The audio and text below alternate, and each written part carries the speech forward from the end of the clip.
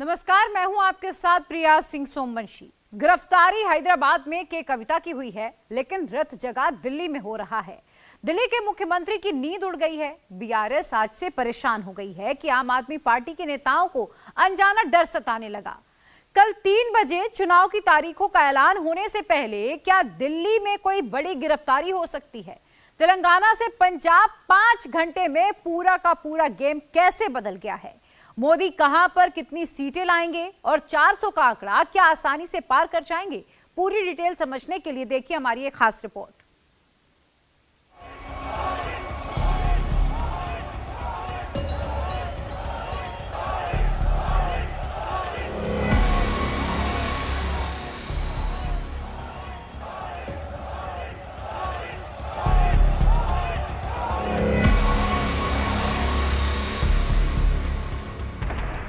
क्या मोदी को 400 पार जाने से इंडी अलायंस रोक पाएगा? क्या कश्मीर से कन्याकुमारी तक भगवा की सुनामी चल रही है? क्या तमिलनाडु, तेलंगाना, केरल में मोदी का अंडर करंट है? क्या वायनाड में भी राहुल गांधी चुनाव हार सकते हैं?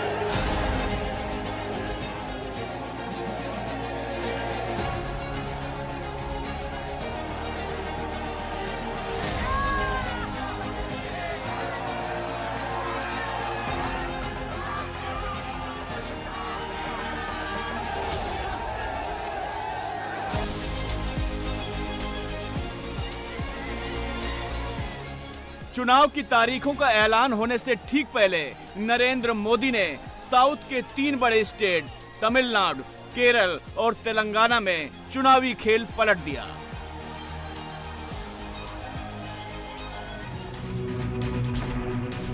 तमिलनाडु की 39, केरल की 20 और तेलंगाना की 17 सीट को मिलाकर 76 सीट पर मोदी ने गेम चेंज कर दिया।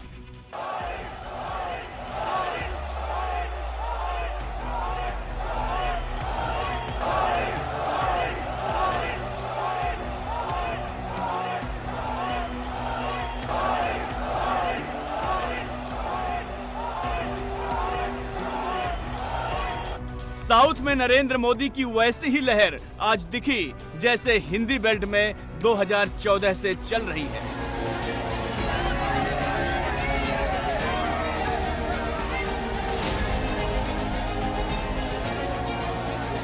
मोदी साउथ में जिस लहर की बात कर रहे हैं, क्या ओपिनियन पोल भी यही इशारा दे रहे हैं?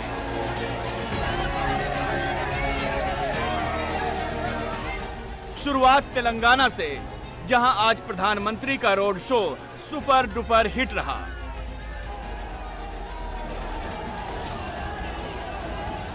इंडिया टीवी सीएनएक्स के सबसे लेटेस्ट सर्वे में तेलंगाना की 17 सीट पर बीजेपी को 5, बीआरएस को 2, कांग्रेस को 9 और एआईएमआईएम को 1 सीट मिल सकती है।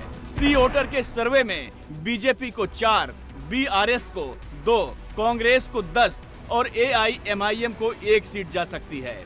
नेटवर्क 18 के पोल के मुताबिक बीजेपी को 8, बीआरएस को 2, कांग्रेस को 6 और एआईएमआईएम को 1 सीट मिल सकती है।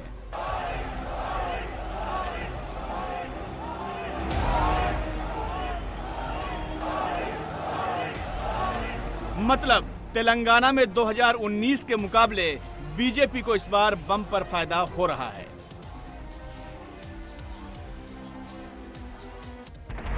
तेलंगाना में 2019 के चुनाव में बीआरएस को 41.29%, बीजेपी को 19.45%, कांग्रेस को 29.48% और एआईएमआईएम को 2.78% वोट मिले थे। हैदराबाद में मोदी ने आज भड़काऊ भाईजान ओवैसी का हेडक्वार्टर घेर लिया। ओल्ड हैदराबाद रीजन में पहले ही बीजेपी ओवैसी की तगड़ी घेराबंदी कर चुकी है। ओवैसी को उनके गढ़ हैदराबाद में हराने के लिए बीजेपी ने माधवी लता को उतारा है। इंडिया टीवी सीएनएक्स पोल के मुताबिक हैदराबाद में बीजेपी को 38%, कांग्रेस को 5%, एआईएमआईएम को 49% और अन्य को 8% वोट मिल सकते हैं। पिछली बार ओवैसी 3 लाख से जीते थे। इस बार टक्कर तगड़ी है, चुनाव किसी भी तरफ पलट सकता है। इसीलिए भड़काऊ भाईजान भारी टेंशन में हैं। मजहब की बुनियाद पर जब सिटीजनशिप दी जा रही है तो मजहब की बुनियाद पर छीनी भी जा सकती है ना। अब ये बीजेपी और संघ परिवार के लोग बोलेंगे, तुम क्या नहीं चाहते पाकिस्तान, अफगानिस्तान, बांग्लादेश के हिंदू, सिख, ईसाई, ये बौद्ध मजहब के लोग भारत को आ जाएं, ये उनको शहरियत ना मिले? मैं कभी खिलाफ नहीं था। अरे जब हमने 2 नेशन थ्योरी को रिजेक्ट किया, मुस्तरद किया, हम क्यों उसकी मुखालिफत करेंगे? कोई अगर हमारा हिंदू भाई पाकिस्तान, बांग्लादेश, अफगानिस्तान से सिख आ जाए, क्या CAA कानून से पहले उनको सिटीजनशिप देने का कानून नहीं था? था, बिल्कुल दीजिए आप। वो क्या शेर है कि बिगड़ती है जब जालिम की नीयत, बिगड़ती है जब जालिम की नीयत तो ना कोई तदबीर ना दलील काम में आती है। मजहब की बुनियाद पर सिटीजनशिप दे रहे आप। बीआरएस को भी तगड़ा झटका लगा है। केसीआर की बेटी के कविता को ईडी ने दिल्ली शराब घोटाले में अरेस्ट कर लिया है। आगे उनसे दिल्ली में पूछताछ होगी। कविता की गिरफ्तारी से बीआरएस बौखलाई हुई है। Search is over and arrest warrant is produced and now she says and now she says we can't come in. के कविता की गिरफ्तारी का असर तेलंगाना के चुनाव पर बहुत बड़ा हो सकता है। बीआरएस का बड़ा चंक बीजेपी की तरफ खिसक सकता है, जिससे तेलंगाना में बीजेपी का ग्राफ उम्मीद से ज्यादा बढ़ सकता है। कविता की गिरफ्तारी के बाद केजरीवाल का नंबर 1-2 दिन में आ सकता है। कविता की गिरफ्तारी से केवल तेलंगाना नहीं, दिल्ली और पंजाब में भी असर पड़ेगा। दिल्ली की सभी सीट पहले ही बीजेपी जीत रही है, लेकिन पंजाब में भी आम आदमी पार्टी का खेल बिगड़ सकता है। ईडी इस मामले में केजरीवाल को 8 बार समन कर चुकी है, लेकिन वो हाजिर नहीं हुए हैं। कोर्ट से अर्जी खारिज होने के बाद अब केजरीवाल को हाजिर होना ही पड़ेगा। उनकी गिरफ्तारी भी हो सकती है। मनीष सिसोदिया और संजय सिंह पहले ही जेल में हैं।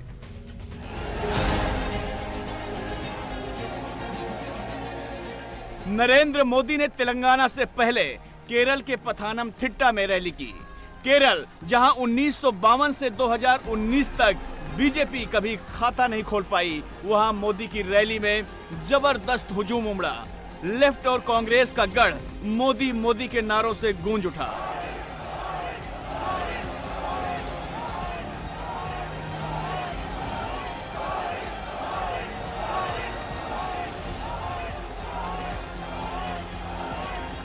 इसके संकेत क्या हैं और क्या ओपिनियन पोल से मैच करते हैं? केरल में 20 सीट हैं। इंडिया टीवी सीएनएक्स पोल के मुताबिक यूडीएफ को 11, एलडीएफ को 6 और पहली बार बीजेपी को 3 सीट मिल सकती हैं। नरेंद्र मोदी ने केरल में जीत का टारगेट डबल डिजिट कर दिया है। मतलब बीजेपी को 10 सीट से ज्यादा जीतने की उम्मीद है। केरल में कौन सी सीट हैं जहां मोदी का मैजिक चल सकता है और केरल में पहली बार कमल खिल सकता है?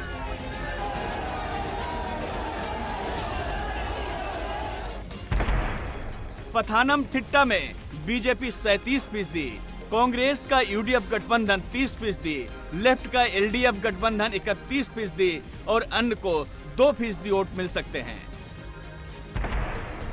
तिरुवनंतपुरम सीट पर बीजेपी 37%, कांग्रेस का यूडीएफ 32%, लेफ्ट का एलडीएफ 28% और अन्य को 3% वोट मिल सकते हैं। अटिंगल सीट पर बीजेपी 36%, कांग्रेस का यूडीएफ 37%, लेफ्ट का एलडीएफ 31% और अन्य को 6% वोट मिल सकते हैं। त्रिशूर सीट पर बीजेपी 28%, कांग्रेस का यूडीएफ 35%, लेफ्ट का गठबंधन एलडीएफ 36% और अन्य को 1% वोट मिल सकते हैं। इसीलिए मोदी केरल में सारे रिकॉर्ड टूटने और नए रिकॉर्ड बनने का दावा कर रहे हैं। इस बार केरला में कमल खिलने जा रहा है। केरला में जनता हमें पिछले चुनावों में डबल डिजिट वोट परसेंट वाली पार्टी बना चुकी है। अब बीजेपी के लिए डबल डिजिट सीट्स की मंजिल बहुत दूर नहीं है। मुझे विश्वास है केरला का बीजेपी के लिए जो स्नेह है इस बार विशाल जन समर्थन में बदलेगा और इस बार पुराने सारे रिकॉर्ड टूटेंगे। कांग्रेस और लेफ्ट इन दोनों ने ही केरला को खूब ठगा है। इस खेल को केरला के लोग अब समझ गए हैं। केरल से पहले मोदी तमिलनाडु में कन्याकुमारी पहुंचे, जहां जन सैलाब देखकर पिक्चर बहुत क्लियर हो गई। मोदी का मिशन साउथ पूरी तरह सफल है।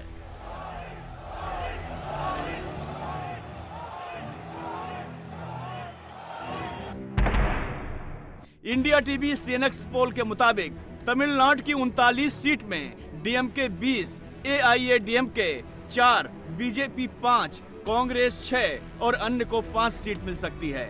नेटवर्क 18 के पोल के मुताबिक डीएमके प्लस कांग्रेस 30, बीजेपी 5 और अन्य को 4 सीट मिल सकती है। नरेंद्र मोदी ने तमिलनाडु में बीजेपी को जिताने के लिए कुछ खास सीटों पर स्ट्रेटजी बनाई है ताकि जीत की गारंटी 100% हो। इन सीटों में कन्याकुमारी सीट पर बीजेपी 40%, कांग्रेस 36%, एआईएडीएमके 20% और अन्य को 4% वोट शेयर मिल सकता है। रामनाथपुरम सीट पर बीजेपी 44%, आईयूएमएल 41%, एआईएडीएमके 13% और अन्य को 2% वोट शेयर मिल सकता है। कोयंबटूर सीट पर बीजेपी 37%, सीपीआईएम 32%, एआईएडीएमके 28% और अन्य को 3% वोट मिल सकते हैं। नरेंद्र मोदी साउथ में लहर की बात यूं ही नहीं कर रहे हैं। उन्होंने उन 5 सीटों का हिसाब पक्का कर लिया है जहां इस बार बीजेपी की जीत पक्की है।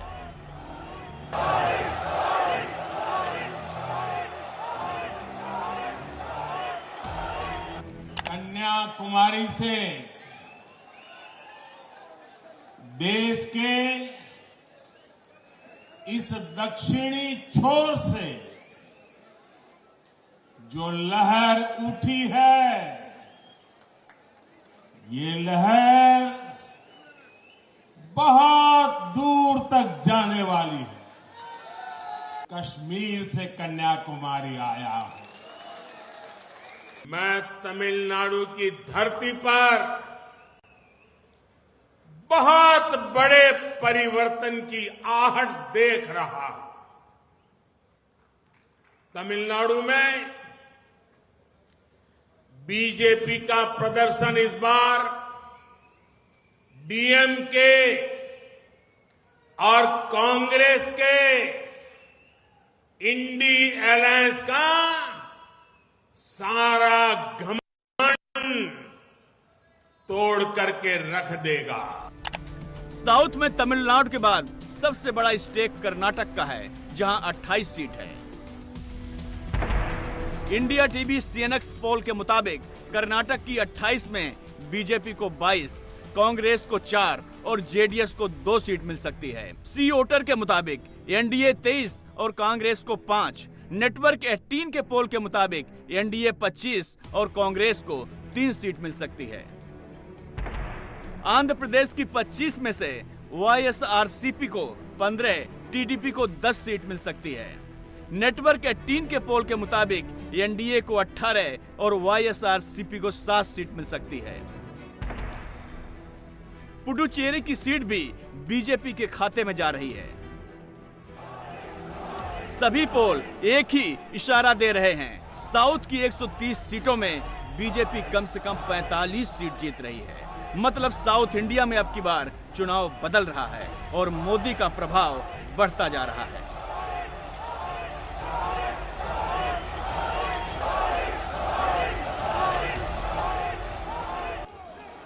साउथ में चल रही मोदी लहर महाराष्ट्र में और प्रचंड होती दिख रही है।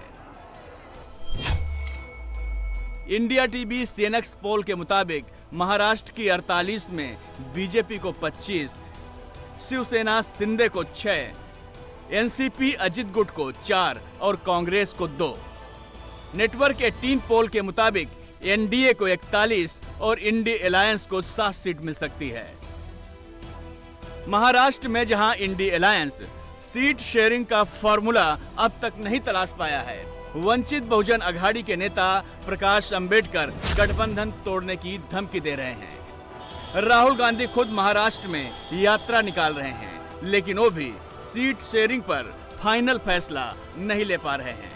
वहीं मोदी के नेतृत्व में एनडीए के सभी घटक दल एकजुट हैं। लोकसभा चुनाव में पूरे देश में 400 पार मोदी जी के लिए पूरी 400 पार की जो सब लोगों ने तय किया है, इस बार 400 पार ये गारंटी लोगों ने ली हुई है।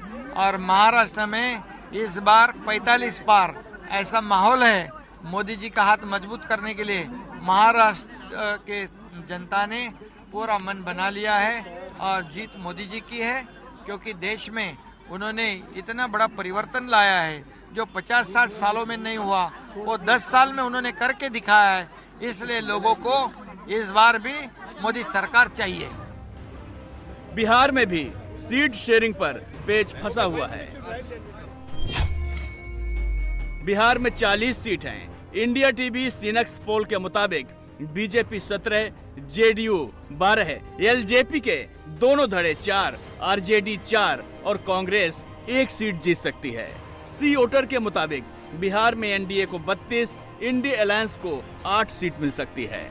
नेटवर्क 18 पोल के मुताबिक एनडीए को 38 और इंडी अलायंस को 2 सीट मिल सकती है। चुनाव की तारीख घोषित होने से ठीक पहले बिहार में मंत्रिमंडल का विस्तार भी हो गया है, जहां एनडीए ने तमाम जातिगत समीकरण साध लिए हैं।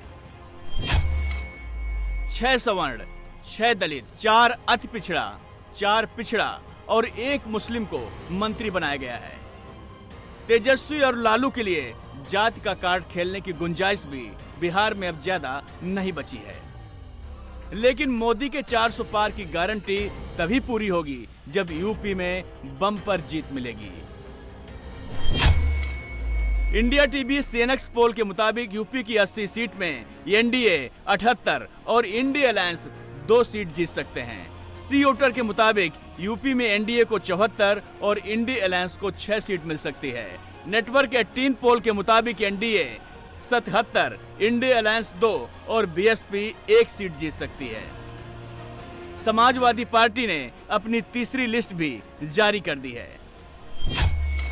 बिजनौर से एसबीर सिंह, नगीना से मनोज कुमार, मेरठ से भानु प्रताप सिंह, अलीगढ़ से विजेंद्र सिंह, हाथरस से जसबीर वाल्मीकि, लालगंज से दरोगा सरोज को टिकट दिया है, जबकि भदोही सीट तृणमूल कांग्रेस के लिए छोड़ी है।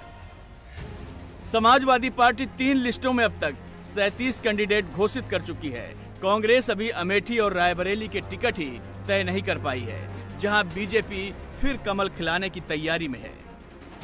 एक तरफ माफिया गरीब के हक को हड़पता था और दूसरी तरफ मच्छर यहां के नौजवानी को बचपन में ही निगल जाता था।